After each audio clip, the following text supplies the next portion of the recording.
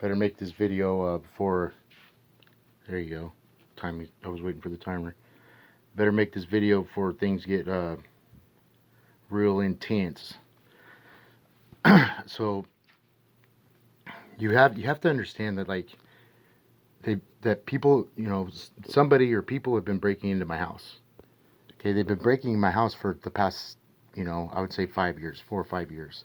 Ever since I started gathering evidence and getting evidence, court paperwork, and going through it myself from my original criminal charges, which was the violation of the restraining order and deadly weapon. I got that case file, and there were so many things that were wrong with it.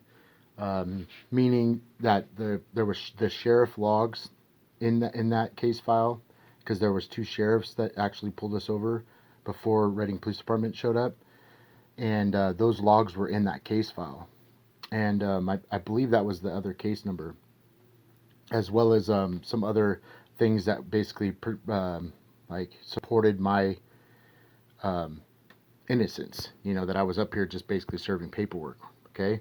So you have to understand that those case files were stolen from me, as well as like all my original paperwork from Sacramento. Okay, all that paperwork from October 2016, it was all stolen from me. I didn't have any of that. Matter of fact, like I still don't have any of it. I personally do not have any original paperwork. It was confiscated by Officer Provencio. It was put in Reading Police Department in the evidence locker. Paperwork here, that means somebody had brought it here. Okay, and I know it just sounds like it's bizarre, right? But it's been happening, and it's been happening for the past 4 or 5 years, or maybe even longer. Now, like what I was trying to explain earlier is like this is all about deceit, lies, manipulation, right? Cover up, secret, right? And that's the only way that this group, or like, I would say like this small group of people, that's the only way they can operate. Okay, because if they tell you the truth about their intentions and what they're going to do, right, like you're not going to want to help them. Okay, so what they do is they lie to people, and they trick people to help them, right? Especially One Safe Place. Okay, because Kendra was telling me when she was staying there, is like they're really dishonest people, and what they'll do is they'll convince you, right? They'll persuade you, and they'll tell you, this person's a bad person. This person did this and this and this, and we're protecting her. We're protecting his wife and his kids, and we're doing this and this. So, could you go put these in his garage and his filing cabinet? Like that's how they persuade you, right? Because if they just had a bunch of running around criminals, then they're not going to get very far, right? But not only that, is like the really, really bad people, like the really, really bad shit that they do to you, or they do to other people, right? Like that's like all secret. You know what I mean? They're not going to parade that around. They're not going to tell you that, yeah, they just molested or raped or beat up my son. You know what I mean? Or your kid. They're not going to do that. But they're going to mind fuck you. They're gonna you hear them screaming, and they're gonna make you they're gonna send you an audio or a picture, right? Like those types of things. And it's really creepy, dude. It's really eerie, okay? So let me show you something. Now, this is a case file, and the reason why I know it's from the Shasta County Superior Court is because of these 2 holes at the top, okay? I never seen this paperwork until I got out of jail, okay? That was when I first seen this paperwork, was when I got out of jail, okay? It's damn near the whole stack, all right? Now look at that. I mean, that's damn near the whole stack, right? And it's all the way punched through, all the way, right? The only other time that I had paperwork like this that had 2 holes in it on the top, it was when I got the case file from Jennifer Ayers. And that threw a big wrench in Judge Gibson and the other people that were involved, like in their game, right? Because they had planned on basically lying about me and changing some of the records, and they miscalculated that I was going to get that case file and be able to go through it and compare it to what was there, right? What was in the case file. Their case file, not mine. So the fact that I have this, one, it's, you think, this is what I thought when I first seen it. I thought it was helpful, right? I was like, oh, great, man. Like, all right, dude. Like, somebody left me some case files, and now I can see what's in the case file in Shasta County and go through it, and that might help me, right? Wrong, dude. And whoever put this here did not help me at all. Okay, now let me explain. Somebody put this in my house or put this here, and it is from the case file. Like, literally from the case file. Okay? And that means that this was in the case file and it was taken out. All right, and I guarantee you it's no longer there anymore. Now, so if I like the other day, the district attorney wanted me to come down there to the district's office. Okay, if I would have went down there, man, and I would have brought this, and I would have brought the other paperwork that that's forged, then they're gonna say, oh, well, why do you have this? Why do you have this? This is from the case. This is from Shasta County Superior Court. Oh, put your hands behind your back. Whatever, dude. You know what I mean? They've been trying to frame me and him me up from the very beginning, dude. And I'm slick like fucking hog shit. Like, I just get through it. You know what I mean? Like, I just, for some reason, I can pinpoint these things and I start realizing it and then I use it, right? So this is why I'm telling you this is very important, because I don't know who gave me this. All right, now watch this. Okay, I've noticed this on some of the paperwork that I have, and I started really fucking, like, really tripping about it. Now watch. What is that? Right? Kind of blurry a little bit. What is that? Right? And let me show you in the light.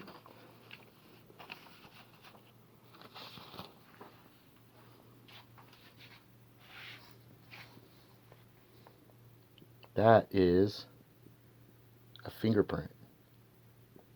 And I don't know if you could tell, like with this camera, but dude, you could see it, like when you're up close, you could actually see the print. It's a damn fingerprint, man, on my paperwork, right? There's no other smudges or anything like that around any of the paperwork, okay? And I don't really have any other smudges on any of the other paperwork, okay? So that's really, really odd that there would just be that one, right? Kind of just that one sitting right there, okay?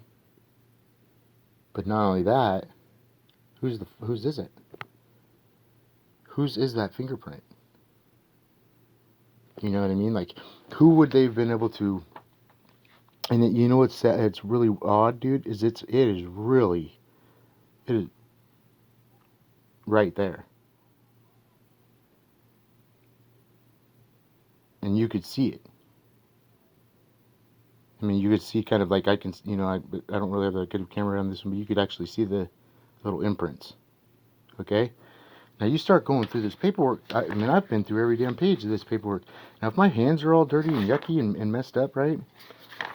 Well, then, then it would be on more pages than just one, right? Like, it would be on more than one page than just one, and it would be all over the place, right? But then not only that, whose is it? Is it mine? I guess it could be because I have this paperwork, right? But what if it's somebody else's? Okay, what if it's somebody else that? I mean, this is the way that I think about these things, and this is where it gets really scary. Okay, like, what if it's somebody that's not around anymore, or missing, or gone, or maybe somebody that they found, right? Like those things like bug the shit out of me, right? But then not only that, like, what if it's mine? I mean, I guess, and then that way they would be able to say that I had somebody take this, or I took this out of the Shasta County Superior Court. I did not do that. I started noticing these little things too. Like, what is that, right? Like, what is that little? It's called a watermark, or like a paint mark or whatever. But then this means that somebody had this on a computer, right? And pulled it off of the computer. Okay. Now, see, this is what's really interesting. Okay. Now, you got to have a really good lawyer and a good law firm, man, to have an investigation, like an investigation team or investigator. I've had a couple lawyers that had an investigator, and usually, like, I mean, they're really good. They're like retired police officers, retired detectives, and they're good at their job, dude. Okay. And so there's all these little identifiers, right? Like, what's this, right? This identifier. Okay. What's that mean, right? Well, I looked this up. This Facebook profile PHP, this is how you like access, you can access a Facebook profile from a computer from like a different, like that you're not logged onto, right? And then this number right here, this number is my, it says your ID number, right? But it's not my account number. Like this is like, it's my PHP number. It's the ID number that like, I guess like is like the mirror of your account or the edge of your account. It's not mine, right? Like this is not mine. My account just, it has no numbers, right? And then this number keeps showing up on my phone as like a second account, right? Okay, so there's all these little things that start to like, you like start to wonder, okay, like, okay, this time stamp when it got dated, right? 1/31/22. Dude, 1/31/22 was 2 days after Jason Lord threatened me and my son with a gun. Like 2 days, man. Okay, and then it's this little it says Jacob Snyder Facebook. Then now when it says something like that, right? It's like looking like this is a screenshot. This may be a screenshot of a computer screen, right? But it may be what I think it is like, it's like somebody's logged into like a Facebook, but it's not, they're not logged into their own Facebook. They're like looking at Facebook profiles. That would be law enforcement. And then these key identifier numbers down here that would key into like law enforcement taking these pictures. Okay, now think about that. I mean, that's fine, you know, but then like, why is Kendra always getting this help or investigation team or investigating me all the time, constantly? Why does she get that help all the time? Okay, what are they fishing for? Or what are they looking for? Like that's so severe or so crucial that they need to investigate me and then arrest me every time. Okay, now these posts in here, man, like they're not threats. None of them are. Like I've gone through all of these Facebook posts. None of them are threats, but yet it's filed into this restraining order, right? 73 pages, dude, of restraining order paperwork. It's crazy, right? Okay, so all the Facebook posts, man, that means that somebody, like officer there, sitting there, investigation, Stephanie Bridget, whatever, and they're going through all this stuff, okay? Now then you start looking at these declarations. Now I'm telling the truth, okay? These declarations have been added into our case file and backdated.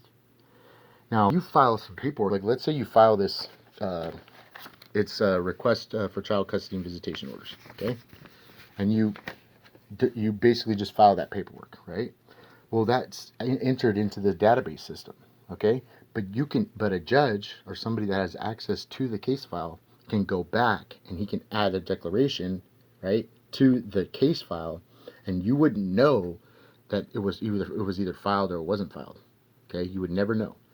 Basically, I started noticing that these declarations are added in later, okay? Now, this is how I know it's Judge Gibson, and then, you know, you guys can argue about that in court, but the reason why I know is because the things that have been said. Okay, it's always the opposite of like my story, right? Whatever. But also like opposite of what my kids would say, opposite of what Anderson Police Department would say. I mean this right here, it says okay, it says Mr. Snyder's behaviors have become increasingly hostile, threatening and bizarre. I drove to the gas station and called Anderson Police Department. Okay, they spoke with Jace, who told them he was scared and he scared his father, and he did not want to go back home. Okay, that's not true. For one, like that would never happen. For two, I was on the phone with APD like all day this day. All day I was calling them. I was freaking out for 6 months, man. My two youngest kids couldn't use the phone, dude. That's abduction. So I was calling them all the time. And not only that, but this is like, dude, after 6 months and after Alicia Endicott showed up at my son's school, he didn't want to go with his mom anymore. He was fucking freaked out. He did not want to be abducted again. Okay, he did not want to end up like his brother and sister, gone and nowhere, and not with dad. And so he didn't want to go this day. Okay, and she blackmailed him. All right, she basically promised him that she would go see his brother and sister, and if he went with her, he could go see his brother and sister. Right, and they went on the freaking a therapy session, And when they got out, she wasn't going to let him see him. So he was texting me, calling, and basically talking to me the whole time, man. But when RPD took him, they took his phone and everything, and I don't have that information anymore. Okay? But not only that, I have these recorded messages, man. So like if APD would have called me and said, "Hey, but hey, no, you know what's going on? Like what the hell's going on? Your son's scared right now, or this and that, right? And he needs to go home." Dude, I have the recorded phone call from this day. I have it. I know the police officer. He's a good guy. I'm not gonna hem him up yet. Yet, but there's definitely things that need to be talked about. But the thing is, dude, is like, who's changing this narrative? This isn't Kendra, dude. This isn't, for one, Kendra's you know gonna word it a little differently. But for two, like Kendra didn't talk to a police officer on that day. They went straight back up to Reading because I wanted Jace to be with his brother and sister because we hadn't seen him for 6 months, right? And we were calling law enforcement the entire time. Guess who was listening the entire time, dude? Telling law enforcement not to do anything. The DA, the district attorney's office, man. That's who's preparing all these documents, dude. That's who's preparing all this paperwork for the court, for Kendra, right? Why is she getting those special favors? You know what I mean? Like why does she get all these special favors, dude? This guy, dude, he threatened my son with a gun on the 28th. And she knows that because I'm under investigation all the time, constantly. The RPD knows that. Thank you. God bless.